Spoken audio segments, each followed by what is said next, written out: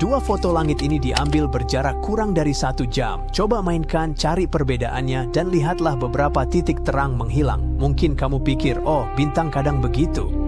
Spoiler, tidak begitu. Ini lebih terlihat seperti pesawat luar angkasa buatan manusia yang melintas di foto. Tapi, inilah kejutan sebenarnya.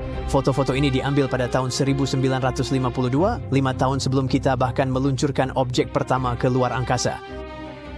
Jadi apa sebenarnya titik-titik itu? Apakah mungkin itu adalah tanda-tanda objek buatan yang dibuat oleh makhluk luar angkasa? Ya, bisa saja. Setidaknya, itu salah satu hipotesis yang diajukan oleh peneliti Beatrice Villaroel dari Universitas Stockholm di Swedia.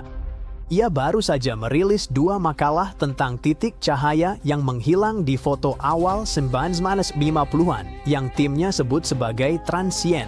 Jadi, ini objek mirip bintang yang belum teridentifikasi. Hal itu terlihat dalam survei langit Observatorium Palomar pertama. Proyek astronomi besar di California ini memakai teleskop 50 inci dan menghasilkan 2000 pelat foto langit malam utara. Dan tak bisa dipungkiri, para pendatang sementara itu memang ada di sana. Dan mereka bertingkah aneh, tiba-tiba menghilang begitu saja. Jadi para ilmuwan harus menemukan penjelasannya. Dan itu membawa kita pada 4 hipotesis besar tentang apa sebenarnya mereka. Hipotesis pertama, bintang. Ini adalah teori yang menarik karena kita benar-benar dapat mengujinya. Keluarlah malam ini dan lihatlah bintang-bintang. Perhatikan posisi mereka di langit. Kemudian periksa lagi besok malam.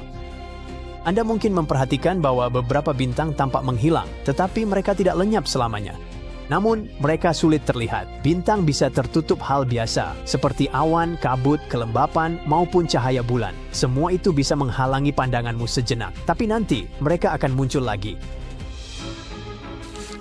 Jadi, mungkinkah transien dari tahun 50-an itu sebenarnya adalah bintang dan surveinya hanya menangkap momen di mana mereka tampak menghilang sesaat? Kamu tahu, para astronom punya banyak hal di langit yang tampak seperti menghilang. Misalnya, bintang variabel yang kecerahannya naik turun. Ada juga supernova, asteroid yang lewat, dan galaksi aktif yang bisa menyala dan meredup. Perubahan ini bisa terjadi dalam hitungan menit, hari, atau bahkan tahun. Tapi inilah masalahnya. Transien-transien ini tidak benar-benar berperilaku seperti itu. Di pelat-pelat lama, mereka muncul sekali, lalu benar-benar hilang dari gambar yang diambil sebelum dan sesudahnya. Maksudku, para astronom tidak melihat mereka di pelat sensitif biru yang diambil hanya 30 menit sebelumnya. Mereka juga tidak muncul di pelat sensitif merah yang diambil 6 hari kemudian. Apapun benda-benda ini, mereka memang aneh. Karena jumlahnya sangat banyak dan mereka menghilang begitu cepat. Satu saat mereka ada, lalu mereka tidak pernah muncul lagi. Itu benar-benar aneh. Jadi kemungkinan besar mereka bukan bintang. Yang lebih mungkin adalah kilatan-kilatan ini merupakan pantulan sinar matahari dari benda-benda yang mengorbit bumi. Dan itu membawa kita ke hipotesis nomor 2. Mereka adalah satelit atau wahana antariksa buatan manusia lainnya. Ingat, ini terjadi pada tahun 1950-an, saat perlombaan antariksa mulai mendominasi berita utama dunia. Semua orang ingin keluar angkasa, dan mereka ingin melakukannya dengan cepat. Jadi wajar untuk bertanya, mungkinkah ini semacam satelit awal? Dan jawabannya adalah tidak. Pelat survei Palomar diambil sebelum peluncuran satelit buatan pertama, Sputnik, pada tahun 1957. Jadi waktunya memang tidak cocok. Dan itu membuat teori benda buatan manusia cukup sulit untuk didukung. Yang membawa kita ke hipotesis nomor 3. Benda luar angkasa. Ya, sesuatu seperti pesawat atau satelit tapi dibuat oleh peradaban yang sangat maju di luar sana. Sesuatu yang mungkin pernah terbang di sekitar kita saat itu, bahkan mungkin mengamati kita, dan kemudian entah kenapa tidak pernah mendarat di bumi. Ini teori yang liar. Tapi melihat anehnya fenomena transien ini, kamu bisa mengerti kenapa ada yang menganggap ide ini serius.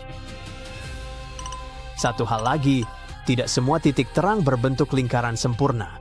Terkadang muncul seperti garis lurus atau pita tipis. Lain waktu tampak tajam, hampir seperti bintang. Dan ini bagian anehnya. Pola seperti itu terjadi saat cahaya memantul dari permukaan yang rata. Asteroid biasa jarang punya permukaan rata seperti buatan manusia. Jadi penelitian ini membuka kemungkinan adanya sesuatu yang bersifat artifisial di sana bahkan sebelum peluncuran wahana antariksa. Disinilah semuanya jadi semakin aneh. Fenomena transien ini muncul pada waktu yang hampir bersamaan dengan banyak laporan lama tentang benda-benda aneh di langit. Pada tahun 1952, jumlah laporan itu sama, dan banyak orang mengaku melihat benda terbang aneh di atas Washington, D.C.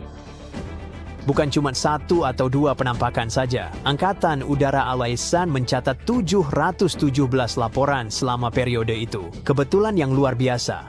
Tapi teknologi luar angkasa mungkin bukan jawaban akhirnya. Beberapa ilmuwan cenderung pada hipotesis keempat, eksperimen manusia. Studi-studi terbaru ini menunjukkan adanya kaitan dengan kejadian di bumi. Faktanya, separuh fenomena transien itu muncul sehari setelah uji coba nuklir. Salah satu gagasannya adalah kilatan, itu bisa saja merupakan puing uji coba yang terlempar tinggi ke atmosfer. Tapi teori ini belum sempurna. Fenomena transien itu meninggalkan jejak pada gambar selama paparan 15 menit. Dan agar itu masuk akal, puing-puingnya harus tetap berada dan terkonsentrasi di sekitar lokasi yang sama selama kurang lebih 24 jam. Agar sesuai dengan apa yang kita lihat, itu sangat sulit dipercaya kalau tidak bisa dibilang mustahil. Di luar angkasa, sesuatu tidak akan tetap di satu tempat sehari penuh kecuali dikendalikan secara aktif. Jadi, untuk saat ini, ilmuwan masih butuh lebih banyak bukti sebelum ini bisa jadi penjelasan utama. Ya, rasanya kita sudah kehabisan hipotesis, bukan? Sekarang terlihat mengapa fenomena transien ini masih menjadi misteri. Namun ada sekelompok ilmuwan yang menduga penjelasannya mungkin lebih sederhana dari yang terdengar. Mereka berpikir semua ini mungkin hanya karena foto yang buruk. Saya tahu itu kurang menarik, tapi dengarkan dulu. Kita bicara soal foto lama tahun 50-an. Kamu tak perlu jadi ahli untuk paham. Dulu, foto langit sangat berbeda dengan hasil jepretan sekarang. Gambar-gambar ini direkam di atas pelat fotografi.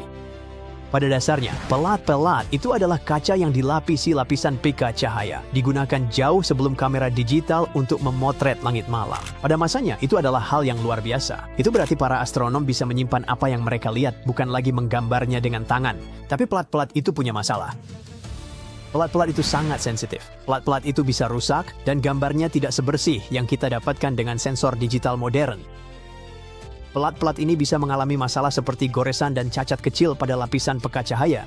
Proses digitalisasi juga bisa menambahkan hal-hal yang sebenarnya tidak seharusnya ada di dalam gambar. Tiba-tiba, kamu melihat titik terang yang sebenarnya bisa saja, entahlah, air liur. Ternyata, kelembapan juga bisa meninggalkan bekas pada pelat fotografi. Dan jika seorang ilmuwan bersin di dekat pelat itu pada suatu waktu, misalnya, itu bisa meninggalkan jejak aneh di dalam gambar.